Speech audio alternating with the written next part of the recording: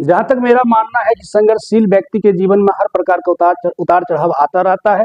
अगर आप भी एक संघर्षशील व्यक्ति हैं और आपके जीवन में किसी भी प्रकार की निराशा की स्थिति अगर आ गई है या कभी भी जीवन में इस प्रकार की निराशा की स्थिति आ जाए, तो आप अपने ही जैसे व्यक्तियों से मिलें जो वह भी एक संघर्षशील व्यक्ति हो, और उन्हें अपनी कहानी ना सुना करके उनकी कहानी को सुने, तो फिर आपको लगेगा कि आपका स्थिति कहीं उससे बेहतर है। क्योंकि बहुत सारे लोग, जो भी व्यक्ति संघर्षशील व्यक्ति हैं, उनके जीवन में उतार चढ़ाव आता ही रहता है, सफलता तुरंत नहीं मिलती है।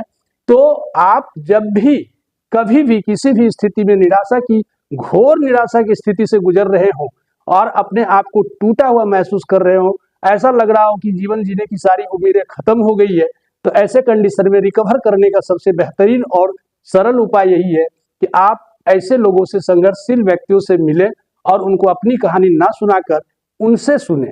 और इस तरह के कुछ लोगों से जब आप कहानी सुनेंगे तो आपको लगेगा कि कहीं आपसे ज्यादा बदतर स्थिति उन लोगों का है और फिर भी वो संघर्ष कर रहे हैं और जीवन में कुछ ना कुछ उम्मीद लेकर के आगे बढ़ने की कोशिश कर रहे हैं।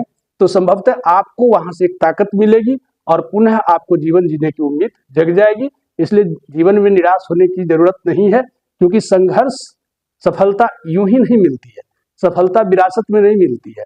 सफलता के लिए संघर्ष करना पड़ता है और कभी कभी तो बहुत अधिक संघर्ष करना पड़ता है। संघर्ष, बहुत ज्यादा संघर्ष के बावजूद भी सफलता नहीं मिलने के बाद लोगों के मन में निराशा की स्थिति आती ही है। तो हो सकता है कभी आपके जीवन में इस तरह की निराशा की स्थिति आई होगी या कभी भी आ सकती है।